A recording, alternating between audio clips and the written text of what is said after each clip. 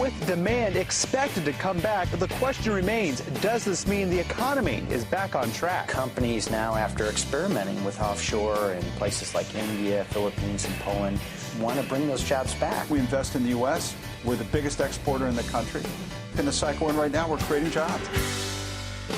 From Radio America, it's Neil Asbury's Made in America, the show that explores American industry, large and small, and promotes American-made products everywhere. Put Neil Asbury's Made in America to work for you. A very big welcome to you today. I'm your host, Neil Asbury, together with co-host Dr. Rich Ruffin. Hey, Rich, I don't usually lead with stories like this, but after all, it is the holiday season. Mm-hmm. And during the holiday season, we have Secret Santas. Secret Santas. Isn't that wonderful? Mm-hmm. And now we're getting a story here that at Walmart, we have some Secret Santas paying off layaways. I think that's terrific. And I'm talking about our rockers, which is even making it great. I'm talking Tyler Perry, Kid Rock. Kid Rock paid more than $81,000 Yep. On some of these things that people just could not come up with the money. Isn't that nice? And they just paid it off. I think it's a great thing. I mean, it's so Charles disconnects. It's just amazing. Well, in this time of our country, and it's very passionate and it's very emotional, it's running high, right? I mean, my goodness, it's so hard to watch the news, to read the news. It's just to kind of see what's going to be blaring at you. But there's some really great things going on in our country, and we can't ever forget that. And this is the holiday season, when this is a joyful time. I can't when I was a kid growing up, I mean, it was just like so wonderful to get to this time of the year. Well, you know what, you wouldn't know it to look at Michael Cohen's face right now. I mean, I don't think he looks very happy. He didn't find a Secret Santa. It's very sad. Yeah. But what worried about him. What is going on with that? And what does it mean? I mean, we're going to talk about in our show today, and we got some wonderful guests. You really want to stick around for this, to talk about how our economy's roaring on, and some of the policies that we advocate for, and now we're seeing the results of the employment numbers being so low across all demographics. I mean, everybody's participating at this party. This is not an exclusive party. This party is for all Americans, and all Americans are benefiting from this wonderful economy. We're going to hear, one voice which says, hey, man, it's going to continue, and, a recession's not in sight, and it's going to go on and on and on. And you're going to hear another voice that's going to tell you, hey, look, just around the corner, we're due for a recession, and the next one is going to be bigger than anything we've seen before. So, Jim, tell us, how risky is this? What's going on? And where's this likely to end up? I mean, if we can even predict that. Well, one thing for certain, I've seen some of the pictures from his interview with Good Morning America, and he certainly looks like someone either told him he's got a lump of coal in his stocking, or that there is going to be no Santa Claus this year, because he's looking very downtrodden in those pictures. Oh, there is no Santa Claus for him this year. That's a good one. That's at the top of the list, by the way. He's going to continue to talk to the prosecutor, Mueller, about this stuff, and this could actually shorten his sentence. He could wind up serving less than the 3 years, and maybe down towards 2 if he keeps coming up with tidbits on Trump for the special prosecutor. Now, what he's already given them, whether they were able to do anything with that or not, is a question. It's a lot of he said, she said. You're going to put a known liar on the stand if you want to go that far and take this to court, and try to make him stand up against the president or the former president if they wind up having this case after Trump leaves office. And I'm not sure how much a lawyer is going to want to take that case into court. And also, don't forget, this is going to be campaign finance, if this is what it turns out to be, campaign finance issues. The Obama administration had campaign finance issues. Also, nothing ever went to the president. The campaign paid a $400,000 fine, I believe, to make them go away. This might be a little more serious. But a question of whether this is something that you're going to want to take to the Congress to basically look for impeachment or not is a whole different question. Well, John Edwards did the same thing. He had a problem with campaign finance funds. And no one seems to care about Hillary Clinton and her campaign finance funds that were used to fund a file at, that was eventually in a dossier that was used to try and take down an elected president or better yet, a candidate to be an elected president. And that doesn't seem to happen. I mean, this is a very fascinating scenario. But, Jim, it was President Lincoln who said that the smallest of things have created the biggest of problems for me. And then I kind of flash back to, back in the early 70s with President Nixon, right? I mean, look, his presidency was brought down by a second-rate burglary that absolutely meant nothing. I mean, he was beating McGovern like by many, many miles. I mean, he wasn't even close. And it wasn't ordered by him. I mean, the burglary had nothing to do with him. I mean, you had the plumbers working down in the basement of the White House, that went rogue, pulls. It was a totally stupid thing. And so I guess the president in the end gets in deep water, deep trouble here because he covered it up. But, I mean, what did he really cover up? I still don't get it. 18 minutes. I still don't get it. Up 18 minutes. But it brought down the presidency. Yeah. And the guy just got reelected, in a landslide. And he was a good president. He was a good president. But here's the analogy. I mean, here it is right there. The media made it happen. The media would not let go. The media created the scenario. The media put it in black and white in color in front of everybody every day, and they controlled the voice. So could that happen here? No, absolutely. Because remember, you also have a similarity with Nixon. Nixon had his enemies list, and the media was on it. The media despised Nixon, and you've got a similar situation here. I mean, Trump just canceled the White House media Christmas party. So the media is not very happy with Donald Trump. They've always been, I wouldn't say necessarily out to get him, but they've always been part of that hashtag resist, that if there's any bad news, they're going to find it and put it out there. So they're going to make sure that the narrative on this is horrible for Trump and makes him look like that he's going to be, he's John Gotti out there. I'm kind of confused, though, with the media because one day he's too stupid to figure out how to put together a peanut butter sandwich, and the next day he's a criminal mastermind like John Gotti running this massive conspiracy with Russia and campaign finance and whatever else you want to believe. So I can't really figure out what exactly the media thinks Donald Trump is. Well, I do find it amazing that they think that he would collude with Putin to get favors, to get a deal for a project that could be in Russia that's $250 million, that against his entire net worth of $8 or $9 billion in a company that does billions of dollars around the world, that is such an incongruity. It's amazing. And you have to be an absolute fool to think that that was the reality.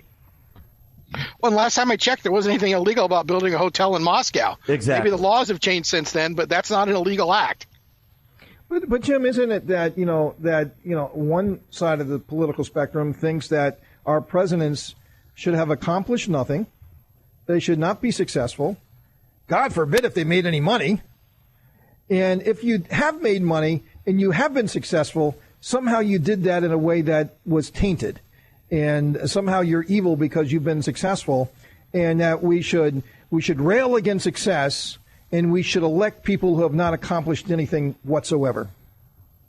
Well, unless you're John Edwards, who made $250 million with junk science lawsuits. Now, he was good enough to be vice president. But you are correct. There does seem to be this if you are successful, you must have gotten enough of the backs of the working people and are some sort of a horrible person who just tries to step on the little people to put another dollar in your own pocket. And you very, very well should not be president because of your crimes against humanity for becoming rich. Well, heaven forbid you know how to run a company, because, I thought the United States was probably the biggest company in the world. But, hey, that's the way it is. I don't think the Founding Fathers envisioned that. They didn't think that you would have to be in forever and walk away, very, very rich. They went back to their agrarian society. Well, who were they? I mean, they were successful people, right? They were successful people. And they were. Although Thomas Jefferson was broke towards the end of his life, he didn't have tons of money. He's smart as a whip, and he's my hero, but he didn't have a lot of money towards the end of his life. But Jim, the thing that concerns me is that this beautiful economy and with people, just every American now participating in people's wealth, right across. Every demographic, every spectrum of our society, they're doing well, right? So now we have this situation that could really destroy all the gains that so many of our citizens have made over the last couple of years and really pull the rug right out from underneath them when they thought that they were just starting to feel the American dream come back into their lives. Right, but for, a majority of the people don't really come home every night to turn on the evening news to see what Donald Trump has done.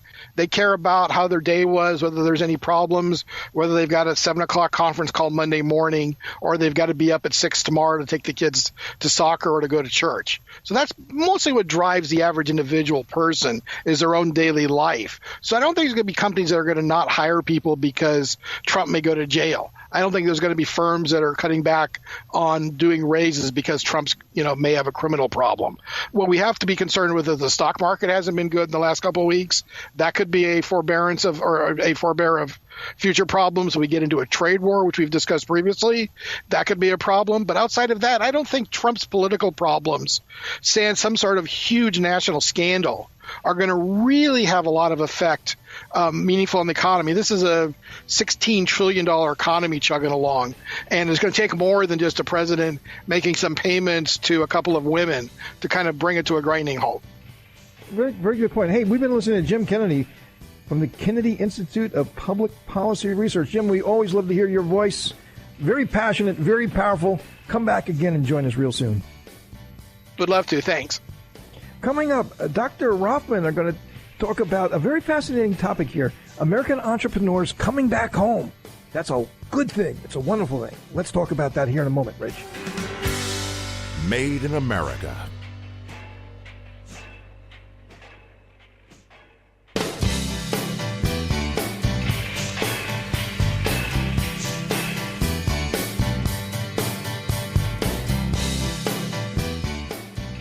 Welcome to Made in America. I'm your host, Neil Asbury, together with co-host Dr. Rich Rothman. So, Rich, there's a report out this week in the Wall Street Journal about American entrepreneurs coming back home from Asia, and particularly China. And I'm not surprised at all. I spent more than 20 years in Asia, had built a great business, ended up selling it, and moving back home to establish a presence in our country, to hire our workers in factories here in the United States. And I seen that many years ago, and it just wasn't what it was all cranked up to be. The bureaucracy, the lack of infrastructure in certain countries in Southeast Asia, the security issues for your family, for your workers, for yourself, lack of logistics, workers, untrained workers, language problems and skills, and so on. Just saying. That's right. And I think what, a lot of American entrepreneurs, great, they're a hardy bunch. They go out there, they work very hard. And obviously, they didn't create the global economy. They didn't create the global economy. They got to wake up in the morning. They got to look at themselves in the mirror, and they got to say, well, what would I like to do and what do I have to do? There's two different things. And what you have to do to survive is you have to have competitive products. You have to have good products. And you have to be able to sell them not only in our country, but around the world, right? And so Asia was very enticing. A lot of entrepreneurs went there to try to build businesses because that's what they felt they had to do to compete. But over time, the competitiveness of Asia has began to erode. And the workforce, the competitive workforce, the skills, and I think a lot of people, too, have been sold on the ease of doing business in Asia. And now we find in China, this is a communist totalitarian country, and they run their economy in that sort of way. Look, President Trump has to deal with the American media, the Congress, all of these different stakeholders to try to negotiate anything. It's not just he's dealing with President Xi, he's dealing with, this huge amount of voices coming out of the U.S. with all of these different opinions. President Xi just says, this is the way it's going to be. Boom, he hits his fist on the table, and everybody gets in line. Very different. But, hey, look, if you're over in China and you're having problems, there is no due process. There are no courts. And it's all stacked against you. And I think a lot of Americans are starting to say, hey, look, the good old USA, it might not be perfect, but at least we know that the laws protect us. The laws on intellectual property, protecting the environment, on should you get into a dispute, you're going to go to a court to where, they're not paid off, you're going to get a fair ruling. All of these things, I believe, are driving American entrepreneurs away from Asia and back home where they should be. Well, that was a very, very good soliloquy. I just want you to know that. I'm going to stand up and applaud. Uncle Neil, I think that's great. I have very, very interesting thoughts about China, too. And while you were talking, I was thinking a couple of things. People go to other areas of the world for a lot of reasons, many of which of what you just said. They're very, very accurate. They're looking for good opportunity. They have an opportunity to create the parts of the products they need to manufacture in the United States, help them to be competitive, get you in the global marketplace. But there's another side to it, and it takes me back to the 80s when Japan was the flavor of the year, flavor of the decade. For a while. Yeah. Everybody, oh my God, you got to have Everybody's Japan. reading Japanese management books. Yeah, everybody's got a Japanese tutor. Arthur Deming Award. Everyone knows FP&L got an Arthur Deming Award. Remember this? Look, you're always telling all this movie trivia, but remember the Band of Vapors turning Japanese. Aha! Very, very good. That was good, Neil. A little punk rock here, putting it into the conversation. But we were all turning Japanese back then. Everybody wanted to be involved. Even in the movie Die Hard, it was Japanese. Black Rain was Japanese, and everybody wanted to be part of it because the Japanese had all the money, and that's where it goes. And so you develop. But the bubble burst. No. Yeah, that's obvious. The bubbles burst because it does. It grows and grows and it bursts. But the point is, as it's getting bigger and becoming a bubble, people get emotionally charged and want to be part of the perception that this is where I need to be. Now, I'm not saying this is 100% what happened with China, but it's pretty close to the emotionality of what was happening with China, i.e., Procter & Gamble wanted to be in China many, many years ago. They did a 2-year study. All of a sudden, they realized there are, 600 million people who haven't used toothbrushes the way they have them and toothpaste. The minute they break into China, they got 600 million more people to work with. I mean, the numbers were astounding. So everybody wanted to go there. There's no question they wanted to do that. Now, the problem is, how do you control from the other side? And that's what you're talking about. One of the things that we have in the United States is a stable environment, generally speaking. A stable environment, good energy, which is great, and laws that work and protect both parties in a contract, which is very, very important. Not necessarily the way it is in China. And we're learning now that, they don't play fair, do they? They don't play fair. They're stealing. They're stealing from us. They're stealing from other Western technologies that are out there. And the problem is, how do you pull that back in? And that problem is, do you do it with threats? Do you do it with being nice? I mean, that doesn't necessarily work. It hasn't worked. They're still stealing over $350 billion worth of intellectual property rights from the United States alone. So that's not going to work. Is it tariffs? It's a bad word, tariff. We know that. Nobody likes tariffs. But can tariff be something other than a tax? On top of that, could it be a tool? And that's the conundrum that we're in right now, Neil. Yes. Hey, look, Rich, unfortunately we're out of time, but, let's carry on this discussion. I mean, we're going to talk about here just in a moment, we're going to talk about the tax cuts. And are they helping the economy? You don't want to miss this. We're going to be right back.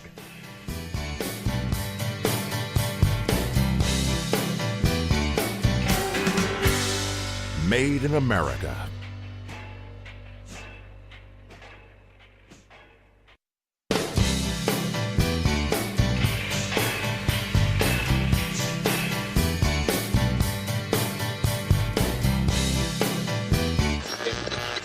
Sharply higher at the open, stocks continued to perform well over the course of the day Tuesday. And I think that bodes well here over the next couple of years for having bigger demands coming to this country. Now, more of Neil Asbury's Made in America.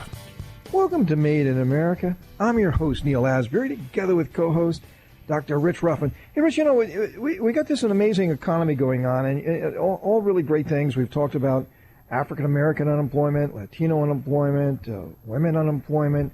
I mean, there's just so many, really positive things coming out. And, if you got a pulse rate, you got a job. I mean, as long as you want a job.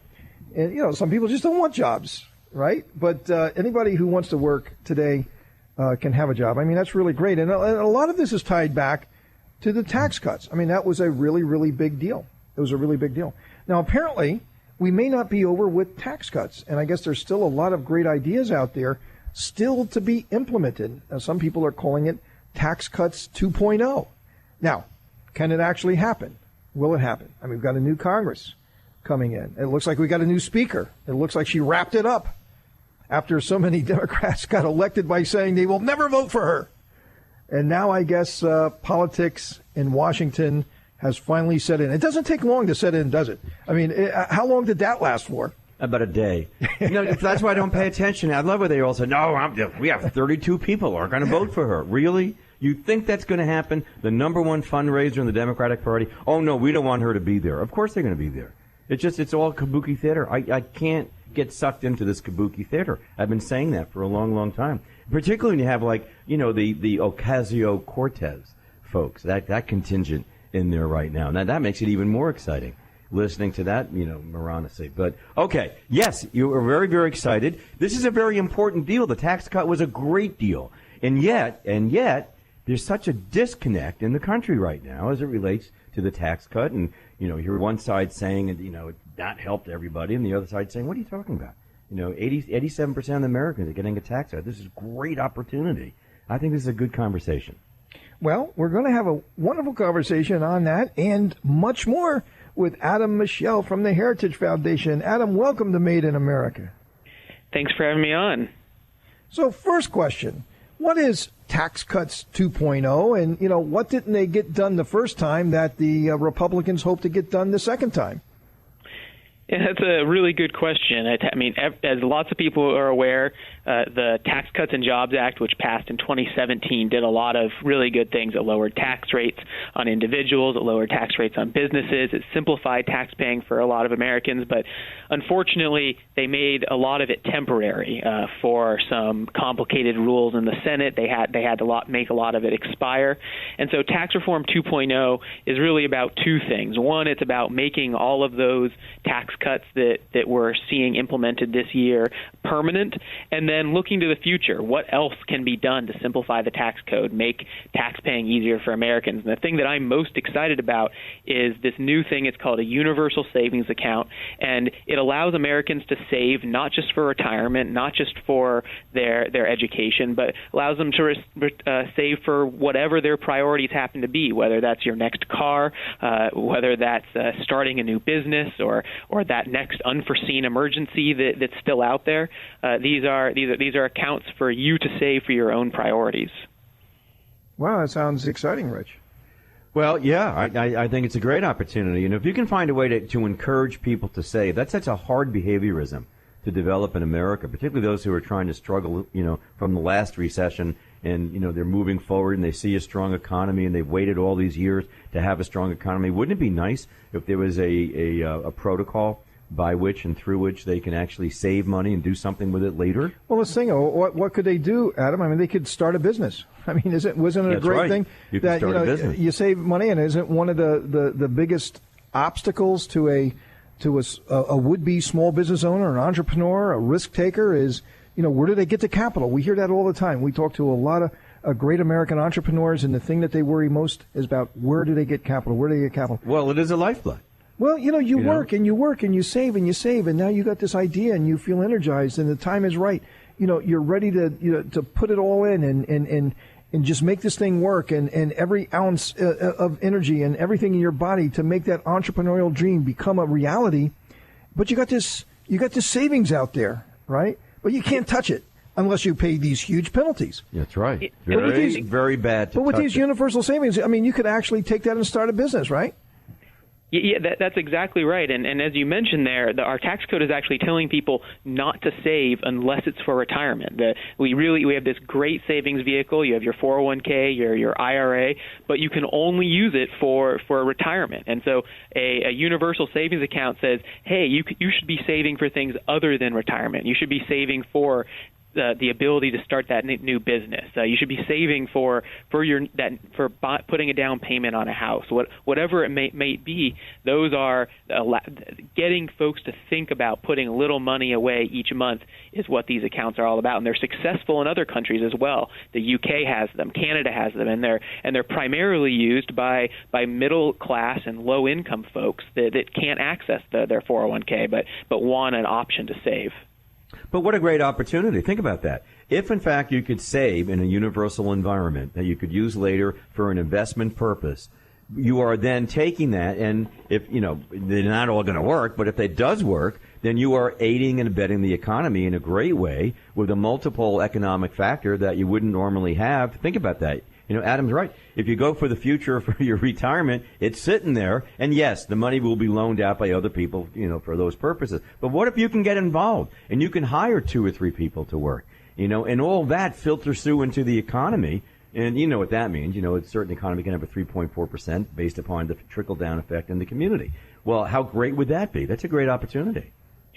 Yeah, there's this great myth out there that our economy is driven by spending, and that's just that is part of the story. But the real driver of economic growth and the expansion of the economy over the long run is investment, is business investment, is people investing in their own businesses, hiring new people, investing in higher wages, in new technologies, and that's these savings accounts are just one more piece of that story. How do we get Americans and American business to invest more in Americans and here in America to help fuel our economy forward into the future?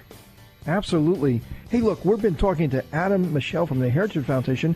Much more of this coming just here in a moment. We're going to talk about the economy and some of the predictions for 2019. Made in America.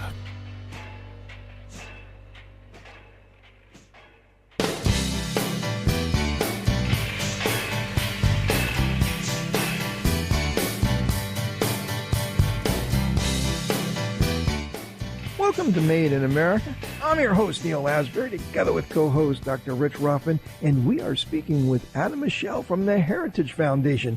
So, Adam, let's change gears a little bit here, and let's talk about the economy and some of your predictions for 2019. Now, look, I just got back from New York, and I raise a lot of money to acquire businesses. I'm an American entrepreneur. I buy American manufacturing companies. That's one of my most favorite things to do. And it's really great, and I believe in the future of American manufacturing. And as we talked about earlier in the show, a lot of American entrepreneurs are finding their way home. They're coming back from Asia, a phenomenon that's known as backshoring, reshoring, or onshoring.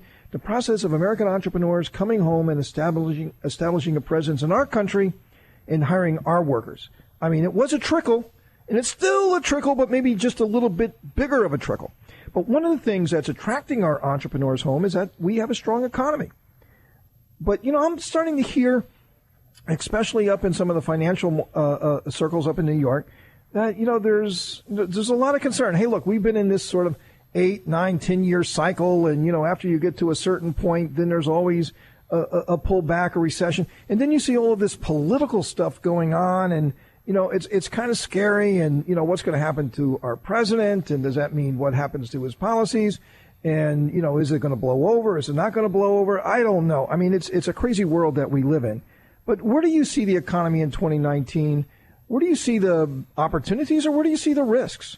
I mean, no one can predict what's going to happen next year, but all of the signs point towards a strong economy for the foreseeable future. I think this idea that just because we haven't had a recession in a while means one is right around the corner is sort of a intellectual crutch that allows us to be more pessimistic than we otherwise should be. If you look at all of the indicators, you look at consumer spending is up, jobless claims are down, unemployment is at a 50-year low, wages are rising faster than they have since we were climbing out of the depths of the last recession.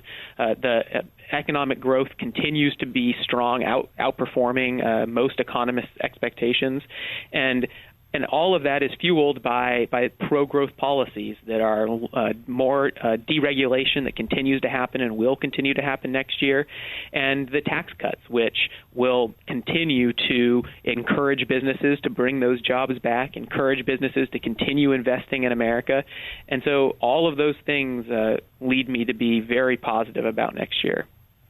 I agree. The tax cuts in the wage growth as it relates to the tax cuts. I mean, not only are we growing, by over 3% in wage year over year, which is really a very nice increase, a very large increase, but we also have the ability to have a larger deduction on your income taxes. And it really comes out to be, when you add all the goodies that are in the tax program that was passed by the administration and by the Congress, then you've got like a 6% increase in your wages. And it really is a great opportunity. You know, one of the things I was thinking about when you were discussing the universal ability to save money for an investment, I just want to touch base on one thing. What I like about all of this, all this opportunity that people will have out there, it's sort of like a democratization of the entrepreneurial process, Neil. It kind of gives people who wouldn't normally have the opportunity to do something, if we can do that, the opportunity to get into the game.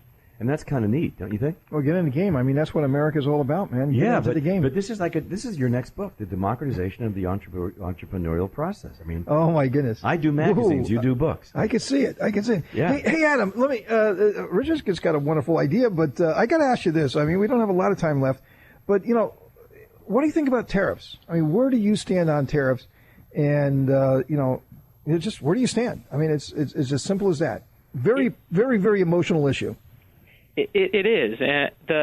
I come down on the side that tariffs are taxes, and we know that taxes are detrimental to the economy, especially taxes that are not evenly applied, but taxes that are singling out specific products. So, I mean, I certainly hope that the tariffs are being used to move to a place where we indeed end up with lower tariffs across the board, and if that's the goal, then hopefully we'll end up there. But in the meantime, I think the tariffs are a headwind that is pushing in the opposite direction of all the good news that I highlighted. It's making it harder for deregulation and the tax cuts that were passed by Congress to do what they were intended to do. Because, you know, after all, Rich, I mean, you know, tariffs will wipe out the tax cuts. And if we hear that the tax cuts is the reason that we have this strong economy, then if you just replace them with another tax, which is called tariffs, have we really changed the game? Well, it's like taking money out of one pocket and put it in the other pocket. It's the same money. It's the same $5 that you took from left and went to right. It doesn't make any difference. So you're right on that score. You know, it really, you see, I'm still watching all of this, and I'm astounded by this game of chicken we're playing. It's sort of like, you know, you see the headlights coming at you, and who's going to blink first? Who's going to move over and get out of the way of the lights coming on you? So I'm really in the school that I'm hoping that we use that as a leverage tool, and it ends quick. Well, the game of chicken, you know, the Chinese did lower tariffs on U.S. automobiles, yes, and they started to buy soybeans. Well, so, Adam, did they blink? You know, I hope they did. I think the negotiations are ongoing, and my sincere hope is that we end up at a place with lower tariffs, because that will benefit both Americans and the Chinese. But if we end up at a place with higher tariffs, I fear that could put the economy into a bad place in the next couple of years. Yeah, and that's right. That's right, exactly. And that's exactly where I'm coming from on this as well. Hey, Adam, you've been a wonderful guest. Adam Michel from the Heritage Foundation. We really, really enjoy your work and your thoughts. Please come back and see us again soon. Coming up, Dr. Rothman and I are going to have some final thoughts for the day. Made in America.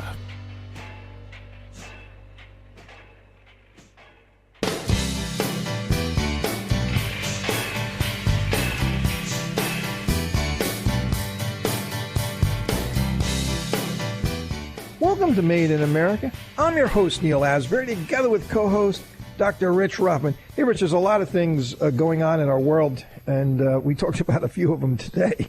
Some really, really incredible things. Very fired up. Emotional, very passionate. fired up, yeah. And, hey, look, we're going to start a new year here soon. You know, it's kind of like, okay. You know, I started 2018, and, you know, I really had all these plans, and, you know, we're going to be so much further along at this point. We didn't quite get everything done that we wanted. Hey, but there's 2019. And I can't wait to get to 2019, because I think there's going to be some really great things happening in our country, in my businesses, in my personal life, and our family. I just think it's going to be a wonderful year, 2019. Well, you know, there's always tomorrow. It's always tomorrow. Always tomorrow. But, hey, look, Rich, you know, look at this headline this week. One of the headlines, I mean, it really caught my eye. Really, and I'm not surprised about this. Streaming TV shows surpass regular broadcast shows for the first time. Is this the future of media? Absolutely. It's selective media. You want it when you want it, how you want it, for as long as you want it, or as short as you want it. And, I mean, just imagine.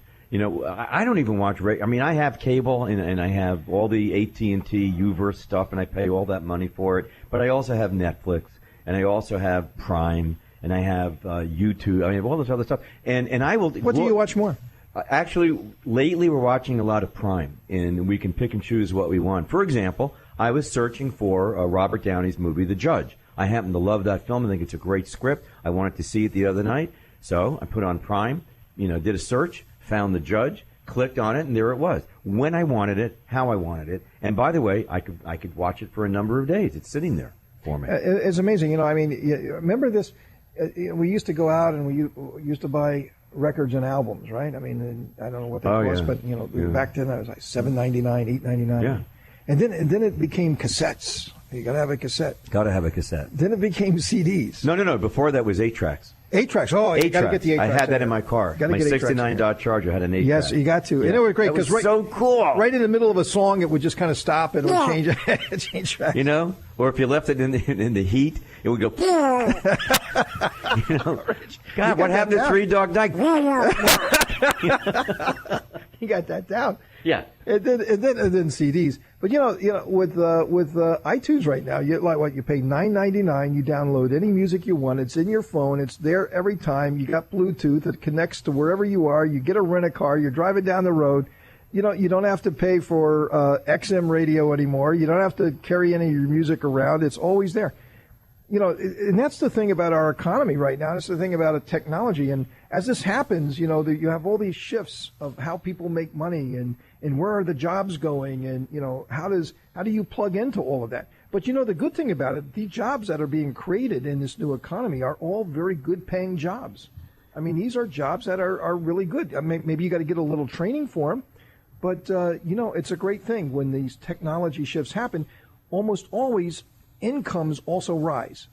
Rise. You're very, very right. And right now, and it has been that way, that content is king. We're eating up content 24 hours, 7 days a week, 365 days a year. Content is king. Now, what does that mean? You just talk about job creation. I mean, someone has to create it. Somebody has to think it. Somebody has to write it. Somebody has to finance it. Somebody has to produce it. Somebody has to distribute it. Someone has to make it available. That's all jobs. To download and to have. Now, back in the day, you went to record stores, right? Remember those record stores? Every town had a record store. Yes. Used to go there and hang out forever. And then they left Main Street and went to the mall. And then you went to the mall to go to. Now the malls are all closing up because why? People are going online to shop. That's right. But it doesn't mean that jobs have disappeared. Maybe you don't see them like you used to, and maybe they're different kind of jobs. But almost always, whenever those shifts have happened, they've gone to better paying jobs. I think you hit on a really good topic. You should embrace the new economy. You should not run away from it. Well, first of all, you have no choice. So, I mean, the truth of the matter is either you're going to be part of it or you're not going to be part of it. If you're not going to be part of it, you're going to be on the wayside. Well, you better prepare yourself. So yes, you do. And here's an interesting point. And this comes from the desk of, David Brim. David points out that the Wall Street, that the number of students who are graduating with a bachelor's degree after 6 years is dropping dramatically.